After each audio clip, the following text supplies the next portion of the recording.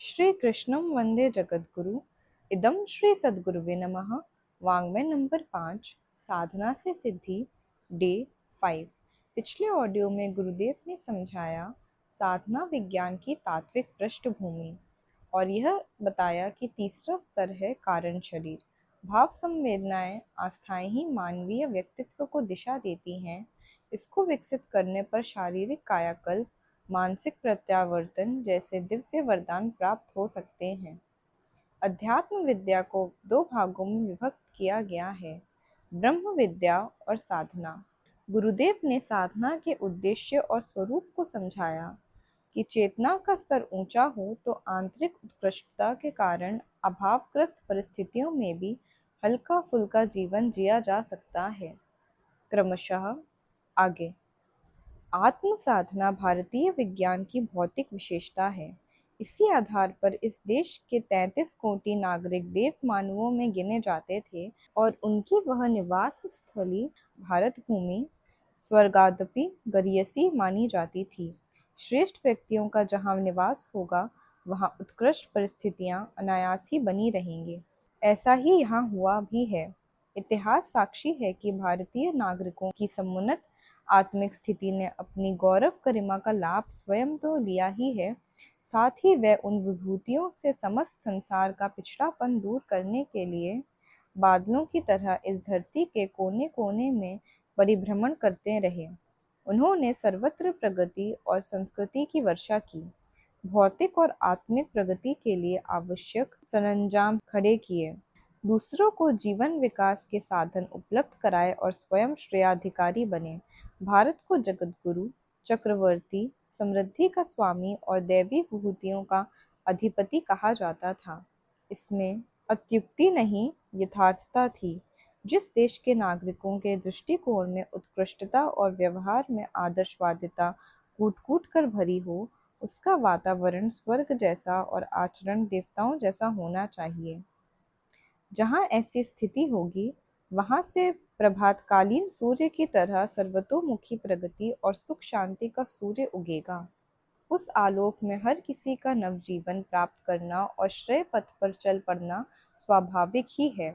यह आध्यात्मिकता ही थी जिसे अपनाकर अपना देश उन्नति के उच्च शिखर पर पहुंचा और समूची मानव जाति को आगे बढ़ाने, ऊंचा उठाने का श्रेय प्राप्त किया। इस युग की सबसे बड़ी मांग यह है कि भौतिक प्रगति पर आध्यात्मिकता का अंकुश स्थापित हो, अन्यथा बढ़ा हुआ वैभव उद्दंड तक्षक की तरह अपने दूध पिलाने वाले को ही डस लेगा।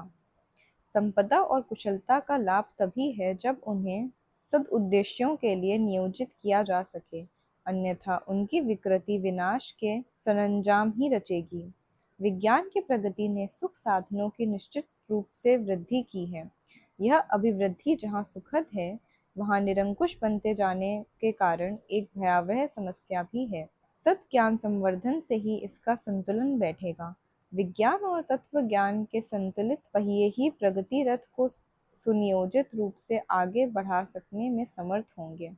यह प्रयोजन अध्यात्म विज्ञान के प्रति उसी स्तर की अभिरुचि उत्पन्न करने से संभव होगा, जैसा कि इन दिनों भौतिक उपलब्धियों के लिए आकुलता पूर्वक संलग्न हो रही है।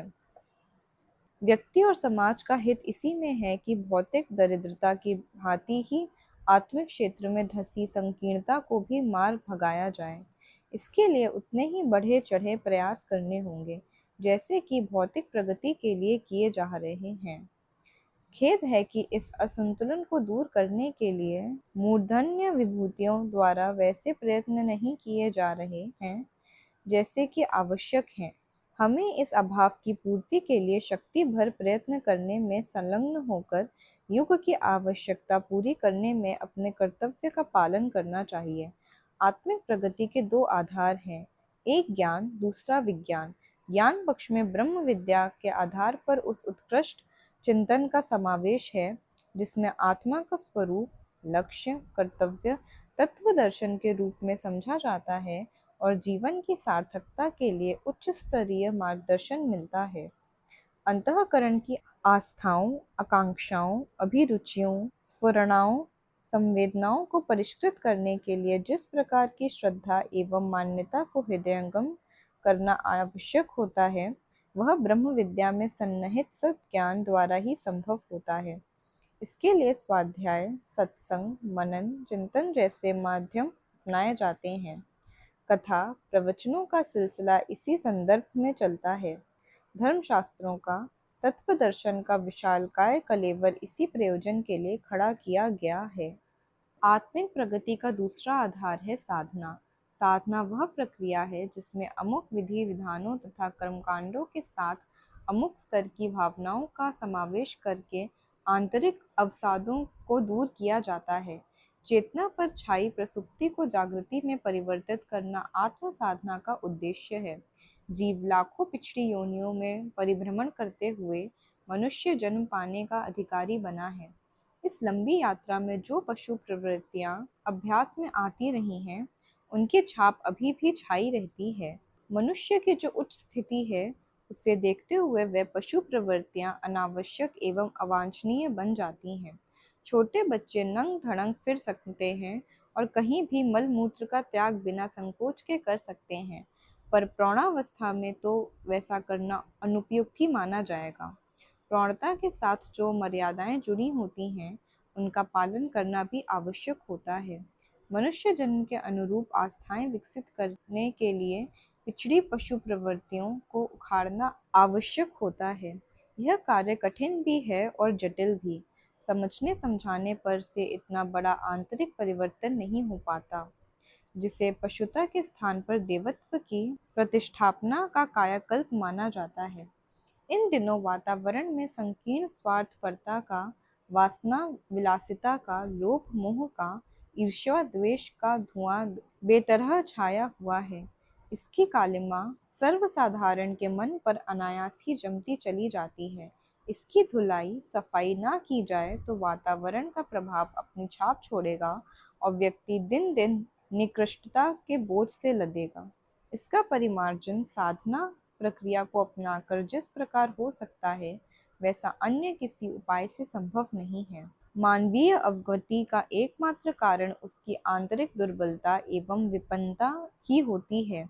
यदि उस भार को हटाया जा सके तो मनुष्य गरिमा महामानवों जैसी, नर देवताओं जैसी बनी रह सकती है। परिष्कृत मन स्थिति में रहने वाले सहज ही समुन्नत परिस्थिति प्राप्त कर लेते हैं। यह तथ्य सर्वविदित है। साधना द्वारा व्यक्तित्व का परिशोधन करते हुए सर्वतोमुखी प्रगति के पथ पर असंदिग्ध रूप से बढ़ा जा सकता है। मानवीय सत्ता इतनी स्वल्प नहीं है जिससे कि शरीर यात्रा भर का प्रयोजन पूरा होता रह सके।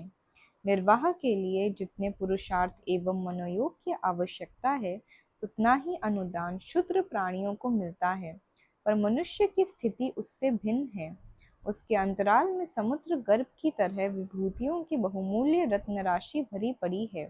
उसे खोजा और पाया जा सके तो ऐसी उपलब्धियों का अधिकारी बना जा सकता है जिन्हें असामान्य, अलौकिक एवं चमत्कारी समझा जा सके।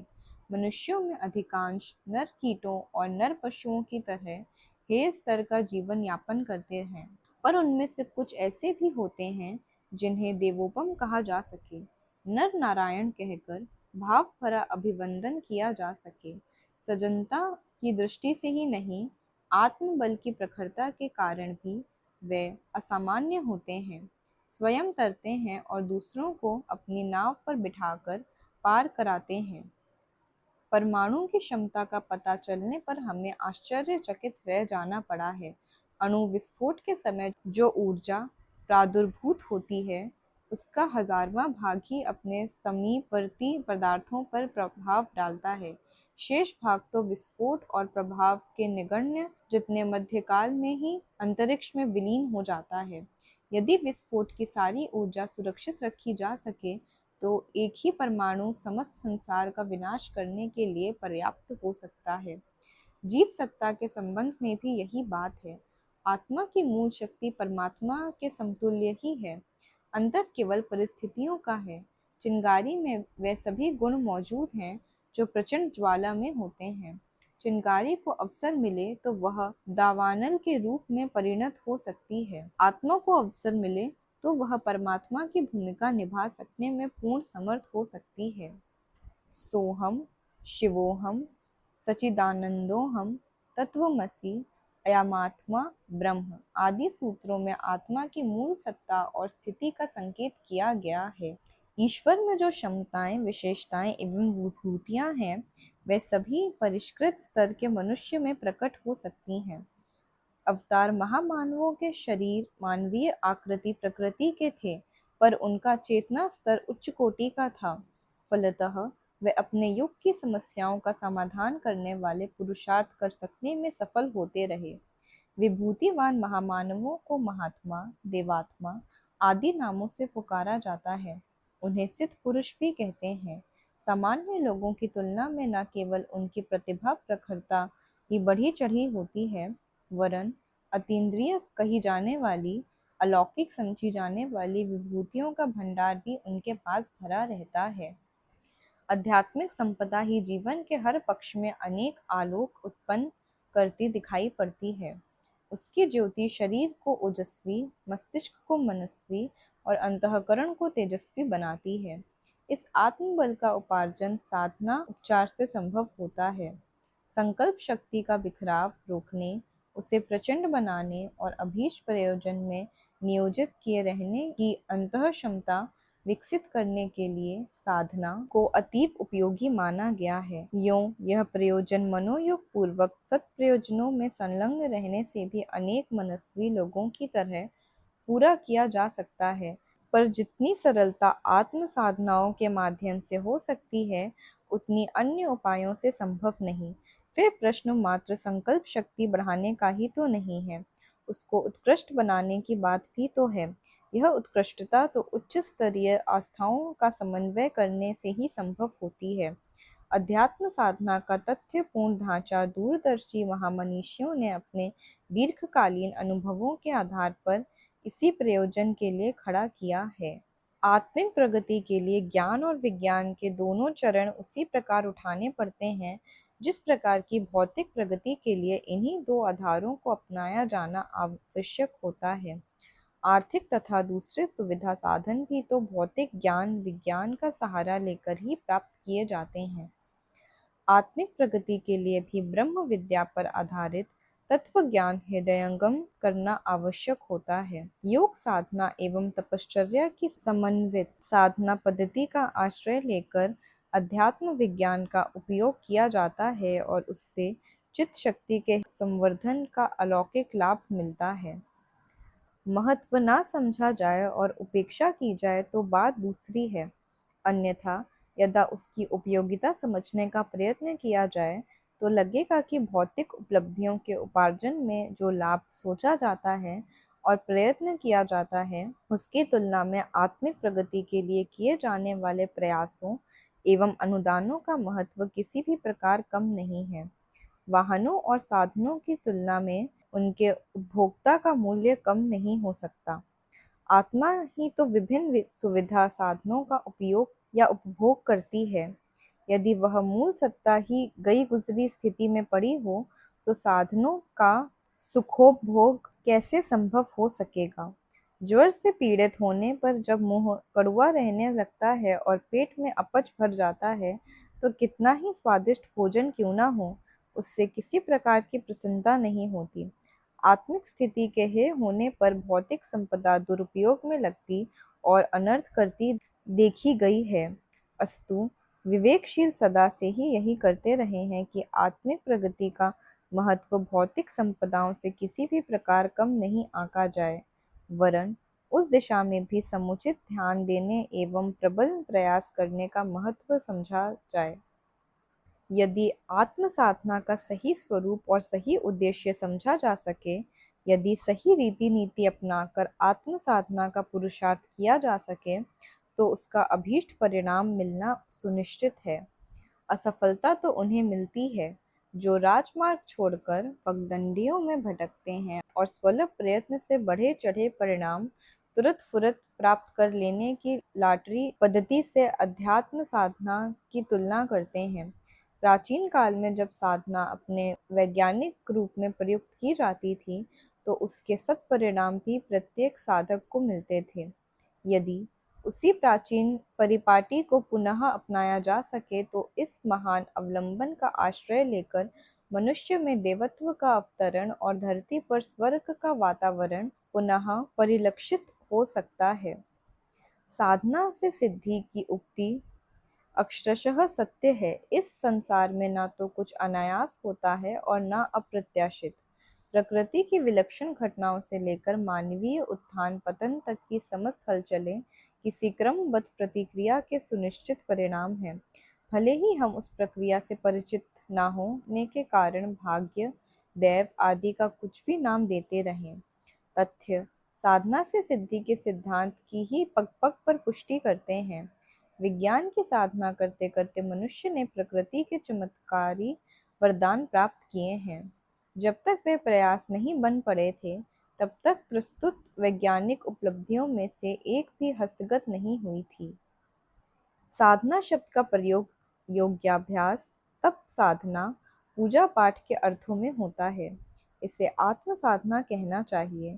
प्रसुप्त अंतः शक्तियों को जगाने, उच्च स्तरीय दृष्टिकोण विकसित करने एवं क्षमताओं को सुनियोजित करने के लिए ही तत्वदर्शी महामनुष्यों ने अपने दीर्घकालीन अनुभवों के सहारे आत्मविज्ञान का आविर्भाव किया है। इस विद्या को संसार की सर्वोपरि विद्या कहा गया है। यह सर्वथा सत्य है। जड़ की तुलना में चेतन की क्षमता असंख्य गुनी बढ़ी चढ़ी है। शरीर की तुलना में प्राण अधिक महत्वपूर्ण है। भौतिक विज्ञान के सहारे पदार्थों को उपयोगी बनाया जाता है। आत्मविज्ञान के सहारे अंतश्चेतना की प्रखरता उभरती है। इस उभार से भौतिक सफलताओं का पथ द्वार खुलता है। सबसे बड़ी बात यह है कि परिष्कृत आत्म चेतना से इस विश्व ब्रह्मांड में संव्याप्त सृष्टि की सूत्र संचालक ब्रह्म सत्ता के साथ संपर्क को अधिकाधिक सघन बनाते चलने का अवसर मिलता है। यह सघनता मनुष्य को सामान्य से असामान्य बनाती है। उसके पशु संस्कार घटते और दैवी तत्व बढ़ते चले जाते हैं।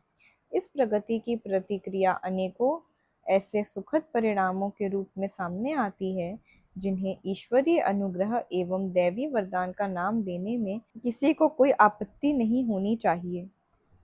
साधना का प्रयोजन अपने अविवेक और अनाचार का निराकरण करना है। अपनी कामनाओं का परिशोधन एवं दृष्टिकोण भी साधना का उद्देश्य कहा जा सकता है। कर्तव्य में देवत्व का समावेश करना तथा चिंतन में घुसी कुत्साओं के उन्मूलन में जुटा देना साधनात्मक क्रियाकलापों का प्रमुख संकेत है। साधना एक आध्यात्मिक व्यायाम प्रक्रिया है जिसके आधार पर आत्मबल बढ़ाया जाता है और देव वर्ग की सत्प्रवृत्तियों का अभिवर्धन किया जाता है। इस आत्म परिष्कार के फल स्वरूप उन विभूतियों की चाबी हाथ लग जाती है जो परमेश्वर ने पहले से ही हमारे भीतर रत्न भंडार के रूप में सुरक्षित कर दी है। साधना अंतःकरण में वह प्रकाश उत्पन्न करती है जिससे अपने लक्ष्य और कर्तव्य को समझा जा सके। साधना वह शक्ति प्रदान करती है जिससे आत्मबल विकसित हो सके और सन्मार्ग पर चलने के लिए पैरों में अभीष्ट क्षमता आ सके। साधना वह साहस उत्पन्न करती है जिसके आधार पर प्रलोभनों और आकर्षणों को दुत्कारते हुए कर्तव्य की चट्टान पर दृढ़तापूर्वक अग्रसर रहा जा सके और हर विघ्न बाधा का, कष्ट कठिनाई का धैर्य और संतुलन के साथ सामना किया जा सके। साधना का वरदान महानता है। साधना जितनी सच्ची और प्रखर होती है, उतने ही हम महान बनते चले जाते हैं।